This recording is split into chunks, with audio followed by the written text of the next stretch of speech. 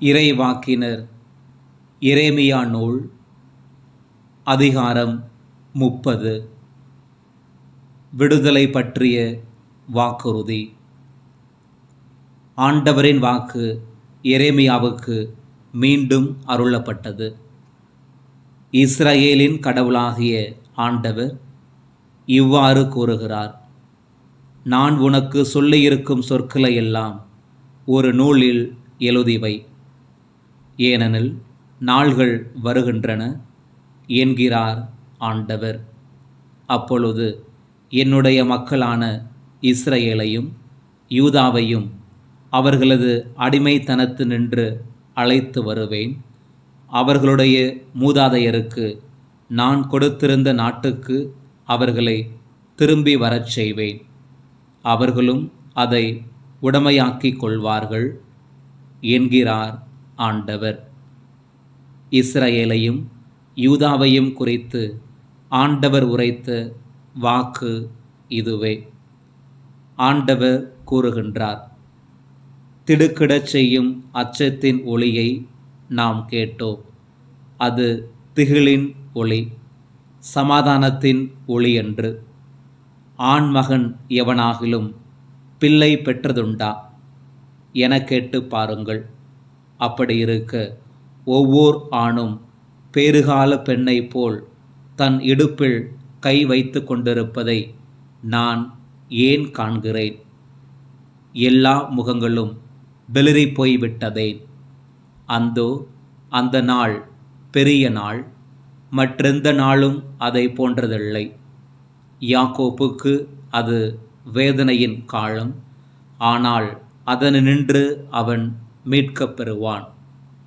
படைகளின் ஆண்டவர் இவ்வாறு கூறுகிறார்: அந்த நாளில் அவனுடைய கழுத்தில் இருக்கும் நுகத்தை முறித்து போடுவேன். அவனுடைய விலங்குகளை உடைத்தெறிவேன். அயல் நாட்டினர் அவனை மீண்டும் அடிமைப்படுத்த மாட்டார். ஆனால் அவர்களின் கடவுளாகிய ஆண்டவருக்கும் அவர்களுக்காக நான் எழச் செய்யவிருக்கும் அரசன் தாவீதுக்கும் அவர்கள் ஊழியம் புரிவார்கள். ஆகவே என் ஊழியன் யாக்கோபே, அஞ்சாதே, இஸ்ரவேலே, கலங்காதே என்கிறார் ஆண்டவர்.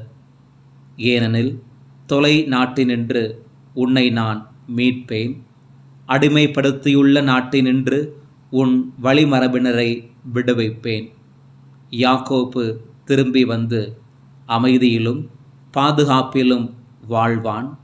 அவனை அச்சுறுத்துவார் எவருமில்லர். உன்னை மீட்பதற்காக நான் உன்னோடு இருக்கின்றேன் என்கிறார் ஆண்டவர். எந்த மக்களினத்தாரிடையே நான் உன்னை சிதறடித்தேனோ அவர்கள் அனைவரையும் முற்றிலும் அழித்தொழிப்பேன். உன்னையோ முற்றிலும் அழித்துவிட மாட்டேன். உன்னை நீதியான முறையில் தண்டிப்பேன். உன்னை எவ்வகையிலேனும் தண்டியாது விடேன். ஆண்டவர் கூறுவது இதுவே: உனது காயத்தை குணப்படுத்த முடியாது. உனது புண் புறையோடி போனது. உனக்காக வாதிட எவனுமில்லை. உனது காயத்தை ஆற்ற மருந்தே இல்லை. உன்னை குணப்படுத்தவே முடியாது. உன் காதலர் அனைவரும் உன்னை மறந்துவிட்டனர். உன்னை அவர்கள் தேடுவதே இல்லை. மாற்றான் தாக்குவது போல் நான் உன்னை தாக்கினேன். கொடியோன் தண்டிப்பது போல் நான் உன்னை தண்டித்தேன். ஏனெனில் உனது குற்றம் பெரிது, உன் பாவங்களோ எண்ணற்றவை. நீ நொறுக்கப்பட்டதை எண்ணி ஏன் அழுகின்றாய்? உனது வேதனையை தணிக்க முடியாது. உனது குற்றமோ பெரிது, உன் பாவங்களோ எண்ணற்றவை. எனவே இவற்றையெல்லாம் நான் உனக்குச் செய்தேன். ஆயினும் உன்னை விழுங்குவோர் எல்லாரும் விழுங்கப்படுவர். உன் பகைவர் எல்லாரும் ஒருவர் விடாமல் நாடுகடத்தப்படுவர். உன்னை கொள்ளையடிப்போர் அனைவரும் கொள்ளையடிக்கப்படுவர். உன்னை சூறையாடுவோர் அனைவரும் சூறையாடப்பட அவர்களை நான் கையளிப்பேன்.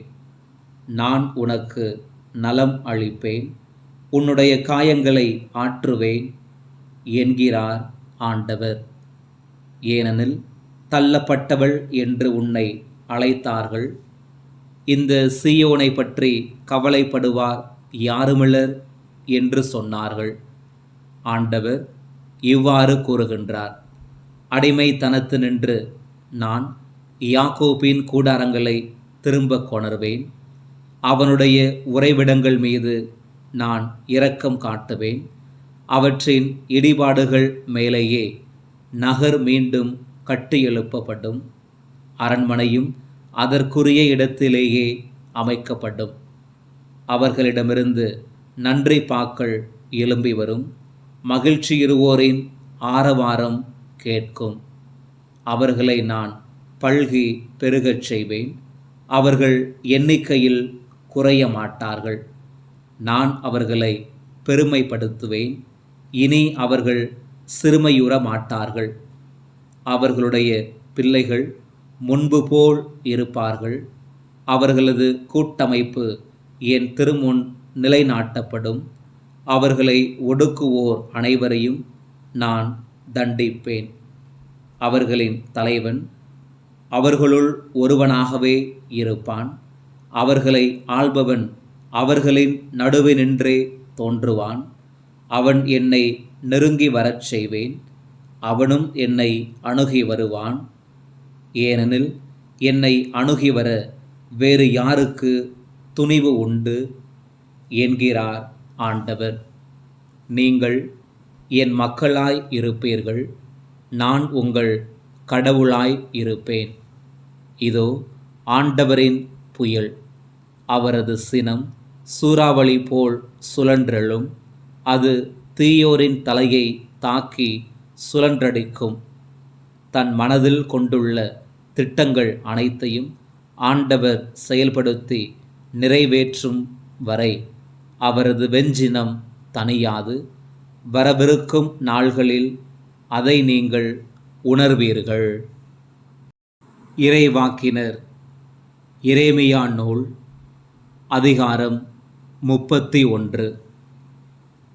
ஆண்டவர் இவ்வாறு கூறுகிறார்: அக்காலத்தில் இஸ்ரவேலின் குடும்பங்கள் எல்லாவற்றுக்கும் நான் கடவுளாய் இருப்பேன். அவர்கள் என் மக்களாய் இருப்பார்கள். ஆண்டவர் கூறுவது இதுவே: வாளுக்கு தப்பி பிழைத்த மக்கள் பாலை நிலத்தில் என் அருளை கண்டடைந்தார்கள். இளைப்பாறுவதற்காக இஸ்ரவேலர் வழி நடந்தனர். ஆண்டவர் அவர்களுக்கு தொலைவிலிருந்து தோன்றினார். உனக்கு நான் முடிவில்லாத அன்பு காட்டியுள்ளேன். எனவே பேரன்பால் உன்னை ஈர்த்துள்ளேன். கன்னி பெண்ணாகிய இஸ்ரவேலே, உன்னை நான் மீண்டும் கட்டி எழுப்புவேன். நீயும் கட்டி எழுப்பப்படுவாய். மீண்டும் உன் மேலதாளங்களை நீ எடுத்துக்கொள்வாய். மகிழ்ச்சியுற்றோர் போல் நடனம் ஆடிக்கொண்டு நீ வெளியேறுவாய்.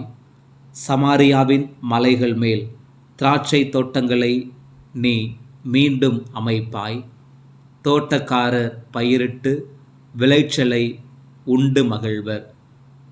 ஏனெனில் ஒரு நாள் வரும், அப்பொழுது எழுந்திருங்கள், நாம் சீயோனுக்கு ஏறிச் செல்வோம், நம் கடவுளாகிய ஆண்டவரிடம் செல்வோம் என எப்ராயிம் மலையில் காவலர் அழைப்பு விடுப்பர். ஆண்டவர் தொடர்ந்து கூறுகிறார்: யாக்கோப்பை முன்னிட்டு மகிழ்ந்து பாடுங்கள். மக்களின தலைவனை குறித்து ஆர்ப்பரியுங்கள். முழக்கம் செய்யுங்கள், புகழ் பாடுங்கள். ஆண்டவரே, இஸ்ரேலில் எஞ்சியோராகிய உம் மக்களை மீட்டருளும் என கூறுங்கள். இதோ வடக்கு நாட்டிலிருந்து அவர்களை நான் அழைத்து வருவேன். மண்ணுலகின் கடை எல்லைகளினின்று அவர்களை கூட்டிச் சேர்ப்பேன்.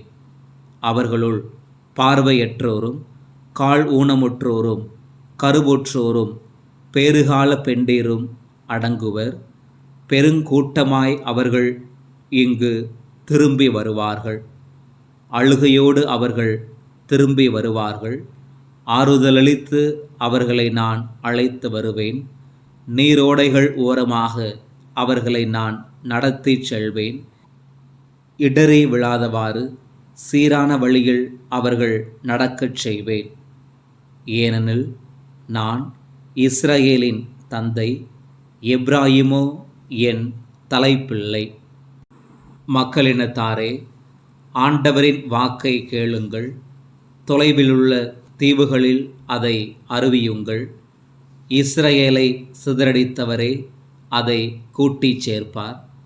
ஆயர் தம் மந்தையை காப்பது போல் ஆண்டவர் அதை காப்பார் எனச் சொல்லுங்கள். ஏனெனில் யாக்கோபை ஆண்டவர் மீட்கின்றார். அவனிலும் வலியவன் கையினின்று அவனை விடுவிக்கின்றார். அவர்கள் வந்து சீயோனின் உச்சியில் பாடி மகிழ்வார்கள். தானியம், திராட்சை ரசம், எண்ணெய், ஆட்டுக்குட்டிகள், கன்றுகாலிகள் ஆகிய ஆண்டவரின் கொடைகளால் பூரிப்படைவார்கள். அவர்களது வாழ்க்கை நீர்வளமிக்க தோட்டம் போல் இருக்கும். அவர்கள் இனிமேல் ஏங்கி தவிக்க மாட்டார்கள். அப்பொழுது கன்னி பெண்கள் நடனமாடி களித்திருப்பார்கள். இளைஞரும் முதியோரும் மகிழ்ந்திருப்பர். அவர்களுடைய அழுகையை நான் மகிழ்ச்சியாக மாற்றுவேன். அவர்களுக்கு ஆறுதல் அளிப்பேன். துன்பத்திற்கு பதிலாக இன்பத்தை அருள்வேன். குருக்களை செழுமையால் நிரப்புவேன். என் மக்கள் எனது வல்லன்மையால் நிறைவு பெறுவர் என்கிறார் ஆண்டவர். ஆண்டவர் இவ்வாறு கூறுகின்றார். ராமாவிலே ஒரு குரல் கேட்கின்றது. ஒரே புலம்பலும் பேரழுகையுமாய் இருக்கின்றது. ராக்கேல் தம் குழந்தைகளுக்காக அழுது கொண்டிருக்கின்றார். ஆறுதல் பெற அவர் மறுக்கின்றார். ஏனெனில் அவருடைய குழந்தைகள் அவரோடு இல்லை. ஆண்டவர் இவ்வாறு கூறுகின்றார். நீ அழுகையை நிறுத்து, கண்ணீர் வடிக்காதே. ஏனெனில் உனது உழைப்புக்கு பயன் கிடைக்கும் என்கிறார் ஆண்டவர். தங்கள் பகைவரின் நாட்டினின்று அவர்கள் திரும்பி வருவார்கள். உன் எதிர்காலத்தை பொறுத்தவரை உனக்கு எதிர்நோக்கு உண்டு என்கிறார் ஆண்டவர். உன் பிள்ளைகள் தம் நாட்டுக்கு திரும்புவார்கள். எப்பிராயீமின் புலம்பலை நான் உண்மையாகவே கேட்டேன். பணியாத இளங்காளையை அடைத்து திருத்துவது போல் நீர் என்னை தண்டித்து திருத்தினீர். நீர் என்னை திரும்ப அழைத்துச் செல்லும். நானும் திரும்பி வருவேன். ஏனெனில் என் கடவுளாகிய ஆண்டவர் நீரே. உம்மை விட்டு விலகி சென்ற பின் நான் மனம் வருந்தினேன். பயிற்றுவிக்கப்பட்ட பின் நான் மார்பில் அறைந்து கொண்டேன். நான் வெட்கி தலை குனிந்தேன். ஏனெனில் என் இளமையின் அவமானம் என்னிடம் காணப்பட்டது என்று அவன் அழுதான். எப்பிராயீம் என் அருமை மகன் அல்லனோ? நீ என் அன்பு குழந்தை அல்லையோ? உனக்கெதிராக நான் அடிக்கடி பேசிய போதிலும் உன்னை நான் இன்னும் நினைவில் கொண்டிருக்கின்றேன். உனக்காக என் இதயம் ஏங்கித் தவிக்கின்றது. திண்ணமாய் உனக்கு நான் இரக்கம் காட்டுவேன் என்கிறார் ஆண்டவர். சாலை அடையாளங்களை உனக்கென அமைத்துக்கொள். உனக்கென கைகாட்டிகளை நாட்டிக்கொள். நீ நடந்து சென்ற வழியாகிய நெடுஞ்சாலையை நினைவு கூர். கன்னி பெண்ணாகிய இஸ்ரவேலே, திரும்பி வா. இந்த உன் நகரங்களுக்கு திரும்பி வா. நம்பிக்கை துரோகம் செய்த மகளே, இன்னும் எத்துணை காலம் நீ அலைந்து திரிவாய்? ஆண்டவராகிய நான் விந்தையான ஒன்றை உலகில் படைத்துள்ளேன். ஒரு பெண் தன் கணவனை சூழ்ந்து கொள்வாள். இஸ்ரவேலின் கடவுளாகிய படைகளின் ஆண்டவர் கூறுவது இதுவே. அடிமைத்தனத்து நின்று அவர்களை நான் திரும்ப கொணரும் பொழுது, நீதியின் இருப்பிடமே, தூய்மை மிகு மலையே, ஆண்டவர் உனக்கு ஆசி வழங்குவாராக என யூதா நாட்டிலும் அதன் நகர்களிலும் மீண்டும் மக்கள் கூறுவார்கள். யூதாவிலும் அதன் எல்லா நகர்களிலும் மக்கள் குடியிருப்பார்கள். உழவர்களும் ஆடு மேய்க்கும் இடையர்களும் சேர்ந்து வாழ்வார்கள். ஏனெனில் சோர்ந்த உள்ளங்களுக்கு நான் புத்துயிர் அளிப்பேன், வாடிய நெஞ்சங்களுக்கு நான் நிறைவளிப்பேன். அப்பொழுது நான் விழித்தெழுந்து பார்த்தேன், எனது தூக்கம் எனக்கு இன்பமாய் இருந்தது. இதோ நாள்கள் வருகின்றன, அப்பொழுது இஸ்ரவேல் வீட்டையும் யூதா வீட்டையும் மனிதர்களின் புது பிறப்புகளாலும் விலங்குகளின் புது பிறப்புகளாலும் நிரப்புவேன் என்கிறார் ஆண்டவர். பிடுங்கவும் தகர்க்கவும் கவிழ்க்கவும் அழிக்கவும் தீங்கிழைக்கவும் அவர்களை பொறுத்தமட்டில் நான் எப்படி விழிப்பாய் இருந்தேனோ அப்படியே கட்டவும் நடவும் விழிப்பாய் இருப்பேன் என்கிறார் ஆண்டவர்.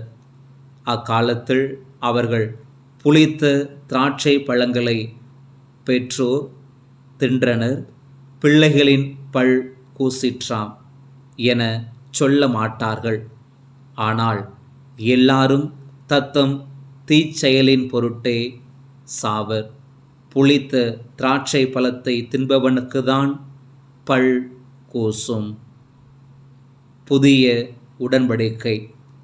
இதோ நாள்கள் வருகின்றன, அப்பொழுது நான் இஸ்ரவேல் வீட்டாரோடும் யூதாவின் வீட்டாரோடும் புதிய உடன்படிக்கை செய்து கொள்வேன் என்கிறார் ஆண்டவர். அவர்களுடைய மூதாதையரை எகிப்து நாட்டினின்று விடுவிப்பதற்காக அவர்களை நான் கைப்பிடித்து நடத்தி வந்தபொழுது அவர்களோடு செய்து கொண்ட உடன்படிக்கையை போன்று இது இராது. நான் அவர்களின் தலைவராய் இருந்தும் என் உடன்படிக்கையை அவர்கள் மீறிவிட்டார்கள் என்கிறார் ஆண்டவர். அந்நாளுக்கு பிறகு இஸ்ரவேல் வீட்டாரோடு நான் செய்யவிருக்கும் உடன்படிக்கை இதுவே. என் சட்டத்தை அவர்களது உள்ளத்தில் பதிப்பேன், அதை அவர்களது இதயத்தில் எழுதி வைப்பேன். நான் அவர்களின் கடவுளாய் இருப்பேன், அவர்கள் என் மக்களாய் இருப்பார்கள் என்கிறார் ஆண்டவர். இனிமேல் எவரும் ஆண்டவரை அறிந்து கொள்ளும் என தமக்கு அடுத்திருப்பவருக்கோ சகோதரருக்கோ கற்றுத்தர மாட்டார். ஏனெனில் அவர்களுள் பெரியோர் முதல் சிறியோர் வரை அனைவரும் என்னை அறிந்து கொள்வர் என்கிறார் ஆண்டவர். அவர்களது தீச்செயலை நான் மன்னித்து விடுவேன், அவர்களுடைய பாவங்களை இனிமேல் நினைவு கூற மாட்டேன். இஸ்ரவேல் நிலைத்திருக்கும். ஆண்டவர் பகலில் ஒளி வீச கதிரவனை ஏற்படுத்தியுள்ளார். இரவில் ஒளி கொடுக்க நிலாவையும் விண்மீன்களையும் நியமித்துள்ளார். கடலை பொங்கச் செய்து அலைகளை முழங்கச் செய்கிறார். படைகளின் ஆண்டவர் என்பது அவரது பெயராம். அவர் கூறுவது இதுவே. மேற்கண்ட நியமங்கள் என் திருமுன்னின்று மறைந்து விடுமாயின் இஸ்ரவேலின் வழிமரபினர் என் முன்னிலையில் ஒரு தனி இனமாய் என்றென்றும் இல்லாமற் போவர் என்கிறார் ஆண்டவர். ஆண்டவர் இவ்வாறு கூறுகிறார். மேலே வான்வெளி அளக்கப்பட கூடுமாயின் கீழே பூவுலகின் அடித்தளங்களை கண்டுபிடிக்க இயலுமாயின் இஸ்ரவேலின் வழிமரபினருடைய அனைத்து செயல்களுக்காகவும் அவர்கள் அனைவரையும் நான் தள்ளிவிடுவேன் என்கிறார் ஆண்டவர். இதோ நாள்கள் வருகின்றனர். அப்பொழுது ஆண்டவருக்காக இந்நகர் அனனியேல் கோபுரம் முதல் மூலை வாயில் வரை கட்டி எழுப்பப்படும் என்கிறார் ஆண்டவர். அதன் எல்லை நேராக காரேபு மலை வரை சென்று கோவாவை நோக்கி திரும்பும். பிணங்களும் சாம்பலும் நிறைந்த பள்ளத்தாக்கு முழுவதும் கிதரோன் நீரோடை முதல் கிழக்கே குதிரை வாயிலின் மூலை வரை உள்ள வயல்வெளி முழுவதும் ஆண்டவருக்கு புனிதமானதாய் இருக்கும். இந்த இடம் இனி என்றுமே பிடுங்கி பறிக்கப்படாது, அழித்து ஒழிக்கப்படாது.